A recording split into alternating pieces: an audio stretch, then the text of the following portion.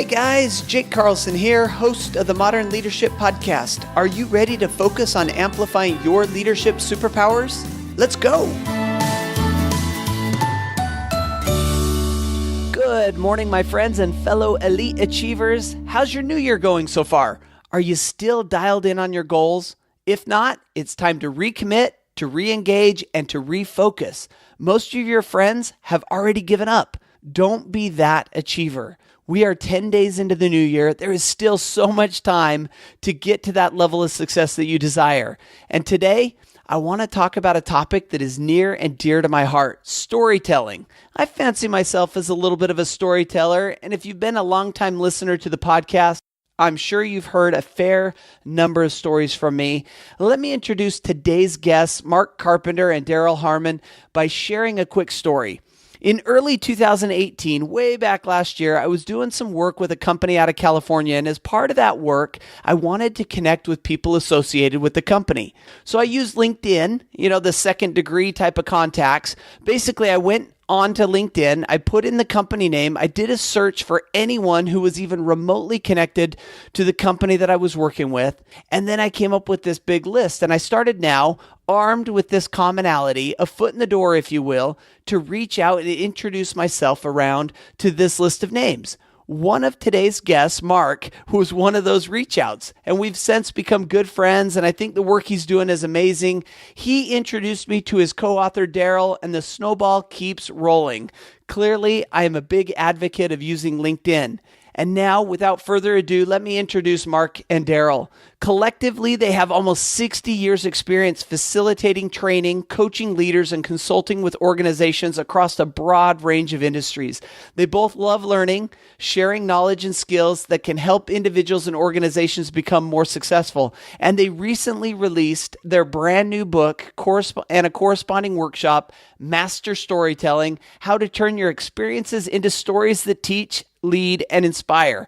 I've been reading this book a little each night before bed and am super excited to dive in. Mark, Darrel, so great to have you on Modern Leadership. How are you today? Jake, thank you very much. It's always great to talk to you. Now that we're talking to you, it's even a better day. That's right. I ditto what Mark said, Jake. Great to talk to you, and great to talk about this wonderful topic that we're both very excited. I guess all three of us are excited about. Yeah, and I told you in the intro, you put a quarter in me, you're going to get $1 worth of stories. I just love sharing stories, and this book really resonated with me. In fact, it resonated with me so much that I passed it over to my wife, who has been fascinated by this idea of how she can take her life experiences and turn them into stories that help to inspire, to teach, to lead, these kind of things. But before we jump into your book, before we get too far ahead of ourselves, why don't you each take just a minute and give us a little background that wasn't in the bio? Like, who are you on a personal level? Maybe we'll start with you, Darrel. Okay. Yeah, the bio, I'm chuckling because the bios we wrote each other's bios. Well, you can kind of see that in the back of the book. And they're pretty much works of fiction. I think, no, I'm just kidding. Mark's is the one I wrote about Mark is all true. And similarly, you put a nickel in him and out comes stories. But the straight stuff is my background is in organizational behavior. And my passion is around helping people love their jobs, do their jobs better. I've spent most of my time, kind of half of my career internally as a human resources professional, and then the other half as an external consultant, coach, trainer, things like that. So that's basically what you need to know about me. Awesome. And Mark, how about you? Yeah, I spent the first 20 years in my career working in corporate marketing and public relations. 10 years with a bank, 10 years in some high-tech companies. So my background was in communication. But storytelling was always a big part of what I did there as well. And I always had this passion around teaching. I had the opportunity to teach communications courses as an adjunct professor at a university. And I kind of backdoored my way into the training and development world about 12 years ago, and actually started working with Darrel at that time in the same small company. And that's where we've connected. And I feel like I found my way home in terms of what I do professionally as a facilitator, as a teacher, as a speaker. So that's my background. That's my life. Well, awesome. So, Darrel, let's jump right into this book then and get on talking about this storytelling a little bit. And why now? I mean, why is storytelling so important to you and what you're doing now? It's interesting. I mean, if I take your question at face value now, I mean, I think it always has been. And in fact, as we talk to people, in fact, as Mark just mentioned, we used to work together, and what we would do is we would train people, and part of the training was to train trainers. So we would certify trainers, and one of the competencies that we would teach people is storytelling as a trainer competency. When we sat down and wrote the book, we expanded our vision really for who can use stories. And as we thought about it, it was really easy to think about salespeople, even job hunters, managers, leaders of all stripes. And so storytelling really is something that goes all the way back to our collective beginning. We all love them. We've loved them since we were children. We've loved them the entire time we've been a species. It's really the way our brains work, and it helps us to make sense of data.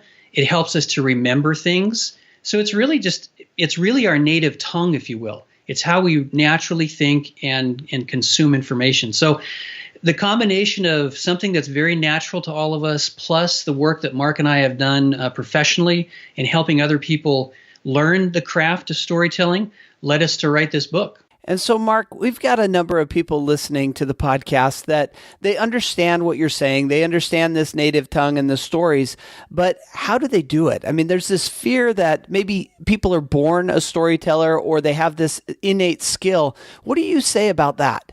Well, it's funny because kind of the beginning, the genesis of this book was I was having a conversation with my wife, and she said, "You have this great skill for just taking everyday experiences and turning them into meaningful stories that teach principles." And I kind of looked at her funny and went, "Well, yeah, everybody does that, right?" And she looked at me and says, No, not everybody does that. And I am the natural storyteller. That does come very naturally to me. But she kind of opened my eyes to the fact that doesn't come naturally for everybody. But what we emphasize in the book and in the workshop is that everybody can do it naturally with fairly simple approaches and a fairly easy process to just pay attention to your life's experiences that are meaningful and think about the lessons that they teach. And I think it is a skill that we can develop without too much trouble. In fact, Jake, I'll tell you, I really am one who is not a natural storyteller.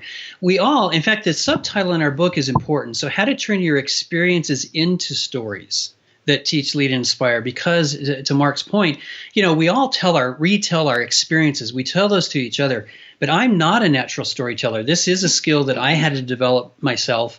And so I worked a little more conscientiously and consciously at the craft of this. But Mark he knows how to do it. And so together, we've got a natural storyteller and one who has learned how to do this. Yeah, and I want to dive into this a little bit. I chuckle because my wife and I are very similar. I feel like I'm kind of a natural storyteller, and my wife maybe doesn't see the same ability to tell stories within herself. And I often joke that, she gives the facts, I give the flavor. And we were actually speaking together just yesterday. We had an experience to speak in front of a fairly large group, let's call it 150 people. And, she was very nervous and spent a lot of time preparing and working through what she was going to say. And I kind of sat down and threw a few ideas together and got up with bullet points and just told stories. And so, as we move into this, one of the thoughts that jumps into my mind is, and to give you a little backstory, I work for a company that has 25 coaches. And our coaches spend a lot of time on the stage. They spend a lot of time working with clients. And one of my coworkers came to me and asked me this very question. How do you learn better, or how do you learn about storytelling? And so I went, and this is prior to getting a copy of your book, I went to Amazon to take a look at this, and I really didn't find any resources. And so, Mark, as we look at, kind of the background of this book, is there a framework of storytelling that you guys walk through in the book? Yes, there is. And I'll also add to that even experienced storytellers, I think, can gain from the book because even as a natural storyteller, walking through a process and thinking through a process more consciously makes it easier for me to formulate those experiences into stories. And I would say that the first part of this process is really paying attention to the experiences that you have that could be meaningful stories. As Darrel said earlier, that's really the key, is how do you even tap into what are those experiences? If you take your life's experiences and just think about the things that strike you in a given day. And it may be something that made you laugh, maybe something that made you angry, that raised some kind of an emotion, or it may be something that you thought, oh, I've got to tell somebody about that. There's likely some kind of lesson behind that you could use to teach, lead, and inspire. It's just a matter of connecting that experience into what the lesson is you want to teach. So there's the first step in the process, is identifying what are those experiences that I can turn into stories. And so, Darrel, let me ask you a little bit deeper on that. You know, as we pay attention to our experiences, I think the hesitancy a lot of people would have is, well, my experiences are pretty run-of-the-mill. I'm a pretty average Joe. I'm going about life. You know, I go and do the things that I'm supposed to do. You know, I go to work, that kind of stuff. I don't have any experiences that could be turned into stories. What would you say to that? Well, in fact, Mark began addressing that. That's the very first hurdle that we address in the book, in fact, is that people say, well, I'm not a storyteller. I have nothing to say. But that's actually, your everyday life is actually the power in your story. In other words, people will resonate with real life. So we didn't write a book about how to write novels or create movies or things like that. We've infused our model, our approach, with the narrative arc and with Joseph Campbell, and some people may be familiar with some of that, but some of the more traditional storytelling approaches. But what we wanted was a very practical, realistic one where I could take, like Mark was saying, some experience that made me laugh, made me mad, made something. Embedded in that is a lesson to teach, it's a lesson to learn, it's a point to make.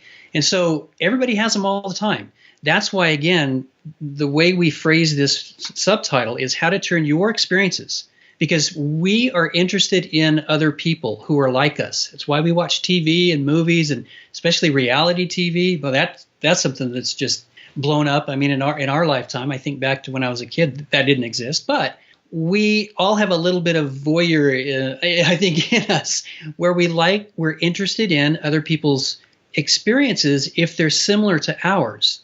And so your everyday life is just what people want to hear. What you just said resonates with me very strongly, because as I look at it, when you hear a speaker get up there and they're so much higher up than you, maybe than you think yourself, you know, they seem a little out of reach. Or if they're too far below you, you think, well, what can I learn from this individual? But when they come out with similar life experiences and stories that you have, it's easier to relate, make that connection, and start to learn from them. And there's something we could take away from everybody that we have interactions and conversations with. And this is part of the craft of storytelling, is to take that initial experience that you had and then find a way to mold that, to shape it, to present it, so that it is interesting. It's not just relating your experience, but there actually is some craft to that. All right. So one of the quotes that you guys use in the book is this Patty Dinn book quote that says, the shortest distance between two people is a story. And so the first step, we got paying attention to experiences. What's our second step, and how does it relate to this connection of people? Well, that's the very first step right there, is the relation to people. In other words, as you don't just relate your experiences, you tell your story, set up the characters in the story as relatable characters. And can they relate to people in the audience? I think of one story that's actually in the book. I was listening to a speaker who was talking about an experience that she had working as a nurse. And she didn't make the connection as to who her audience was, because her audience were a bunch of lay people. There may be a few people out there that worked in the medical community, but not many. And she kept using medical terminology. Now, my wife's a former X-ray technician. And so I kept turning to my wife and saying, what does that mean? What does that mean? What does that mean? But in the process of doing that, I missed half of her story and didn't really catch the point of it. So we need to make sure first that the characters that we have, that we display in this story, are relatable characters, including ourselves. To your point earlier, how can I relate to you so that we look like people on the same level? Yeah, that's the human connection. And so if I've got an experience, let's say, for example, just off the top of my head, if I've got an experience in some realm of my life, maybe as a parent, but I'm actually addressing a business group, so I'm not really going to tell a parenting story, or maybe I will, but if I want to make it into a business-related story, then I have to say, okay, how do I make my characters relatable to somebody in a business context? So that's one of the first steps. Is, number one is notice the experiences that are meaningful to you. Number two, then you're going to set the stage with relatable characters in a setting that is relatable to people. Wonderful. Okay, how about our next step then? We set the stage. We've paid attention to our stories. Where do we go from there? Yeah, the next step really is creating some kind of tension, some kind of conflict that's in there. You get a story without any conflict, and you get a recipe for going to sleep, for curing your insomnia.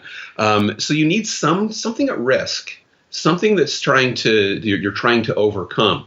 Yeah, let's define that tension just a little bit, because the tension, the conflict, we're not talking about fighting. We're not talking about violence. What's this tension conflict that we're talking about? It's funny. I was just going to go there, Jake. Some of the tension that is more internal tension. Right. It can be something as simple as, I could be embarrassed. I could look bad here. Could be all the way up to, I could lose my job. But it could be even simple things like, I might look foolish in front of a stranger. Sometimes that even creates enough tension that it draws people into the story.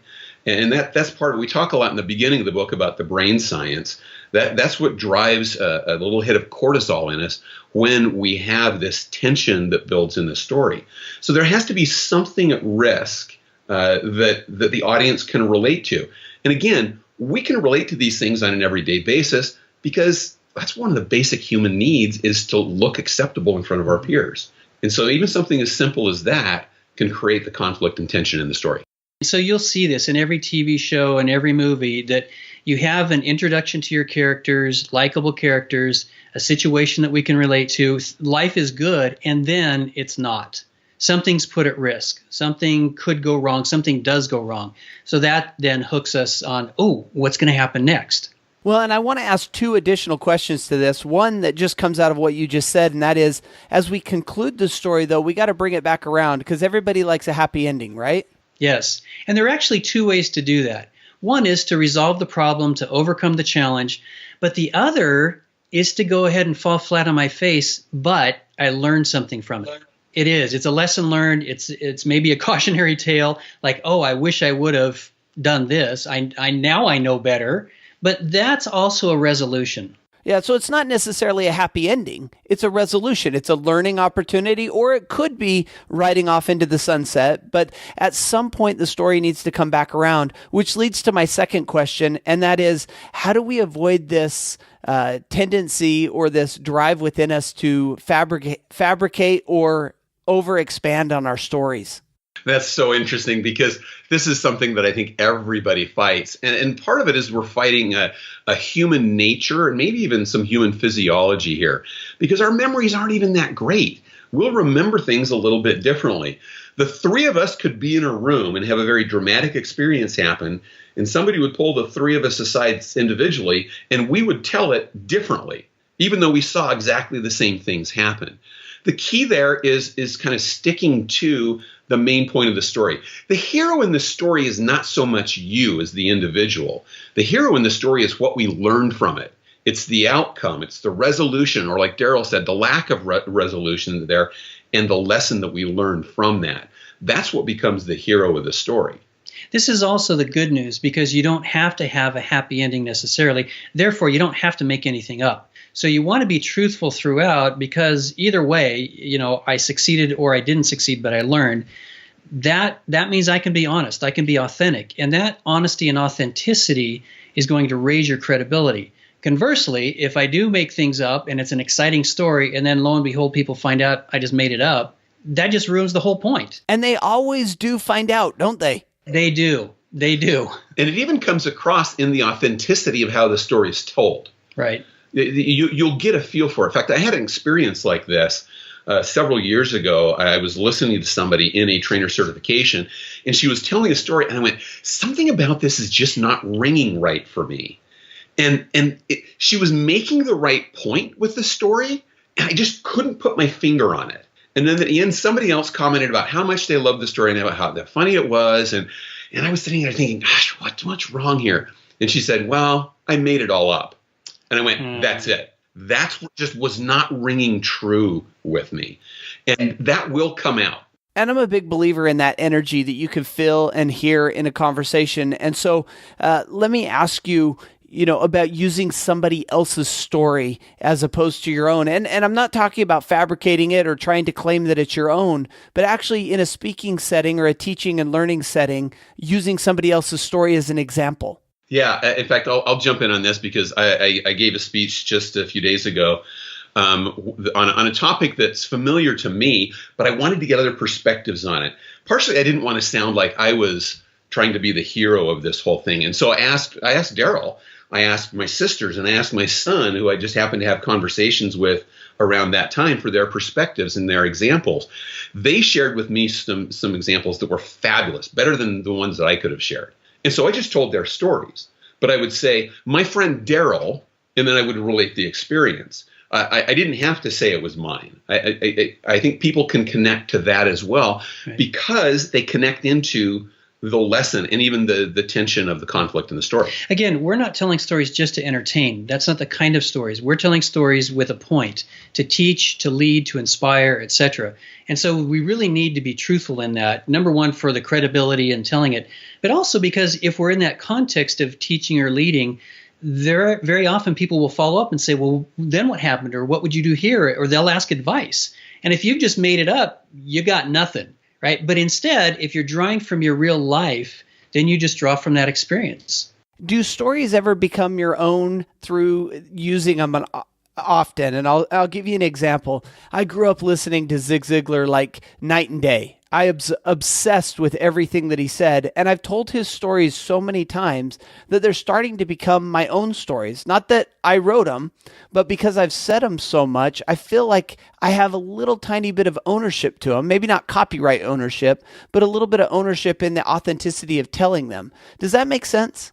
See, this is it's a really important point, Jake. It's really the point we're trying to get across with this kind of storytelling. I want the stories that I tell to become other people's stories. I want them to hear them, be inspired by them, be instructed by them, and to walk away retelling them and saying, wow, that's my story. So it's not really plagiarizing. It's an experience from one human being passing over to another. And again, that's how we learn. That's how we collectively, socially learn, is from each other. So I think it's very legitimate. If I can add to that, there's a story that I tell that is actually Ron McMillan's story. Ron wrote the foreword to our book. And I have told this story so much that it really does feel like my own. But I say this happened to Ron, but I use words different than he uses in telling the story. The thing that I stay true to are the key elements of the story and the point that the story's making. And I'm fine with that. And Ron's fine with that because Ron and I have talked about that.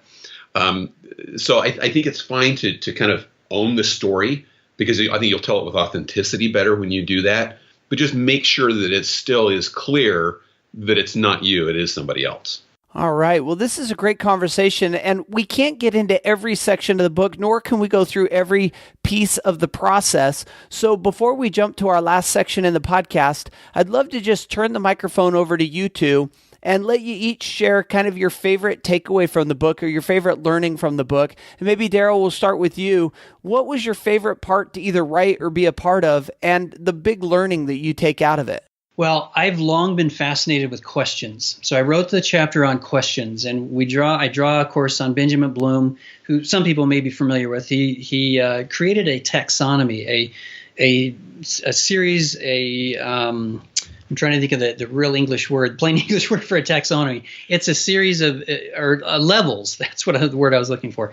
So it's these different levels of questions that people can ask, from very simple to more complex. And what I love about them is because questions really stimulate the brain. I also happen to be the primary writer on the chapter on the brain science. So I'm fascinated by how our brains work and what stories do to our brains. Questions themselves are really magical kinds of storytelling tools, because what they do is they take somebody who can be in a passive state listening to your story and engage them. They invite the audience into your story and almost compel them to become part of the story with you. So for me, I thought it was wonderful. I've actually taught in other contexts. I've taught the skill of asking questions. And so it was a thrill to put that into our book as well and make that part of storytelling. Well, and you're telling this to a podcaster who has spent the last 4 years interviewing people, asking questions, and basically trying to root out the stories. And so I couldn't agree with you more. I think questions are a great way to elicit kind of the emotion and the story, the inspiration needed to move on. And so I love that. The other thing I love about your book that wasn't said yet, and that is you wrote this in one voice. While the two of you kind of went back and forth and and predominantly wrote different sections of the book, without you saying that you wrote the section on questions, I wouldn't have known it. It's very well written in a common voice and either of you could have written it. And so, Mark, I turn the microphone over to you and your big takeaway or big chapter in the book. So now we may be giving away who wrote which chapters as we have this discussion. But I would say one of the big things that really inspired me as we were in this process was the broad application of storytelling.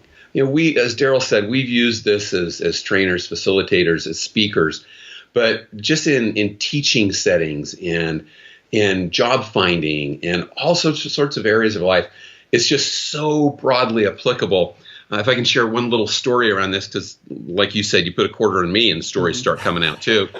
I was reminded after the book came out by my daughter of an experience that she and I had. She was preparing for an interview for a very select internship that she was trying to get in her senior year of college.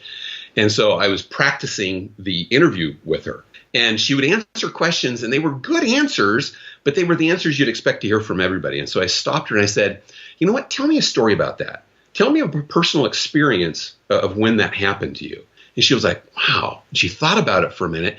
And when she came up with stories, she came up with great examples, great stories. When she went to the interview, she was one of 24 applicants. And she was the number one applicant at the end. And the place that she got hired, her boss basically told her, we remembered your stories. We just remembered all those different stories you told. And that stuck with us so much that we all these different companies wanted to hire you. And we knew that only one of us could get you. And so we're glad that we won. And even after that, it was 6 months later, they were in a meeting, my daughter and this other lady, and a topic came up, and her boss said, Allie, you had a story about that you told us in your job interview. And she remembered the story. And my daughter was stunned that she could actually remember that story. But that's the power in stories. They're impactful and they're memorable. People are going to remember. So anytime you need somebody to remember your point or remember you, storytelling is a great way to get there. And there's a great quote in the book that somewhat relates to what you just said, but it says, audience members feel drawn to you as they give you credit for the emotions they feel through your story. And as you're sitting in a scenario where you're in a job interview and you're sharing emotions through a story, the audience or the person interviewing you is drawn to you because as they feel that emotion, they give you credit for the emotions that it stirs in them, whether it's inspiration or whether it's empowerment or whatever it may be. Yeah, that's the brain science. There's some brain connectivity that comes in when you start relating stories. And I can relate to your story. So now all of a sudden we're the same. And I've connected with you. And I won't go into the details on that, but there's a lot more about that in the book. Yeah, tell them to go get the book. They just need to read the book. It's in there. I've read it. I know. All right, guys, we've got to get on to the next section. Some of our listeners have to get into work, and they like our podcast, but they don't like when it runs on too long. So our final section, Learning from Leaders, is where we ask a few personal questions to go along with this business conversation. That sound all right? Yep. Absolutely. All right, we'll kind of play a little pepper here, and I'll start with Darrel. How about the book currently on your Kindle or bedside table? What are you reading? Okay. Well, I have to be honest with you. Right now, high school basketball season just started. And one of the things I do for fun is put on stripes and get yelled at on basketball courts. So I referee basketball. And so the rules book is there. That's not a very exciting answer. Let me give you another one because I just finished a really interesting book called The Innovator's Method. Oh, yes. Fascinating book about innovation and a very practical book. As you can tell, I think from Mark and I both like being very practical. We like ideas, but we like them to work for us. So The Innovator's Method, fascinating read or listen. Wonderful. Mark, how about coming your way? Book currently on your bed or kid's bedside table or Kindle? Okay, so I'm that person that reads two books at the same time. Just kind of depending on the mood that I'm in. Actually, sometimes it's 2 or 3 different books. So I'm almost through a book called Story Genius by Lisa Cron, which is really about how you write fiction. And I'm interested in that. I've got a couple of stories in mind that I might turn into books. And I'm interested in it largely because she goes through a lot of the brain science, and it's connected that way to some of the things that we put in our book.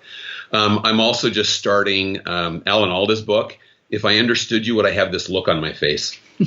Which I love the title. For no other reason, I'm going to read the book because of that title. But it's about human interaction, and that's one of the things that I'm highly interested in as well. I love the title. Now, you guys didn't ask me what's on my Kindle, but I'll be honest with you.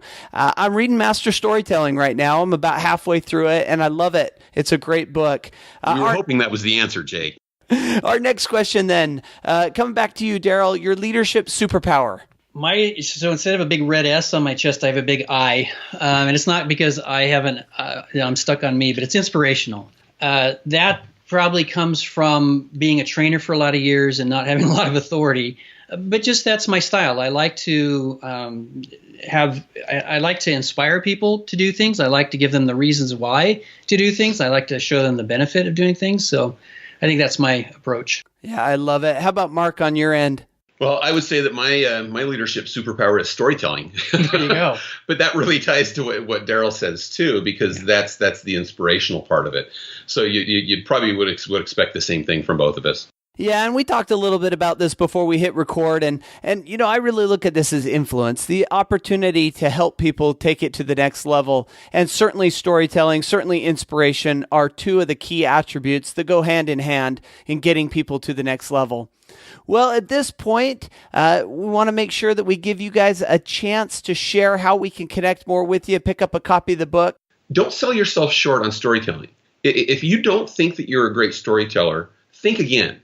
Because you probably are, you just haven't practiced it. You haven't experienced it enough. My wife always says, I'm not a good storyteller. But she is. She just doesn't realize it sometimes, and she hasn't kind of thought through the process.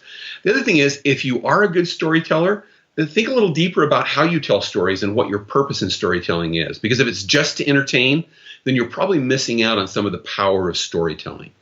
Now, you can connect with us, the website, masterstorytellingbook.com. And if you'd like to email us, you can just email us at story@masterstorytellingbooks.com. Awesome. And we're going to link all of that up on the show notes so they can go to one place, click on links, and get right to you guys. I can't thank you enough for coming on together, sharing your background, your experience, the lessons you've learned through storytelling, for sharing your stories with the modern leadership audience. Thank you for being this week's guest experts. Thank you very much, Jake. We've loved being with you.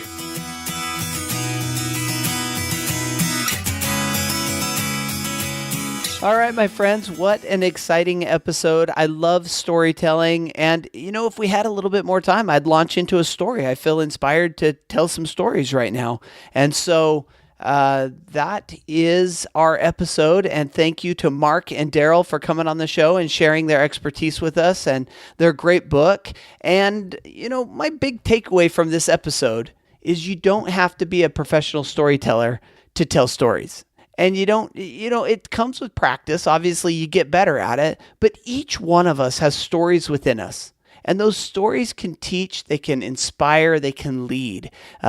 Just step up to the plate. Use your stories to take people to the next level. And of course, everything that we talked about can be found on the show notes for this episode, jakeacarlson.com/ML102, episode 102. And until next week, I want to wish you the very best of days, an even better life. And of course, stay awesome.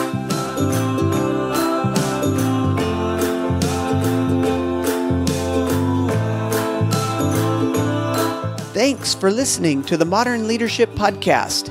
You can find me on Facebook at Speaker Jake, on Twitter at Jake A. Carlson, and of course the website, jakeacarlson.com. See you there.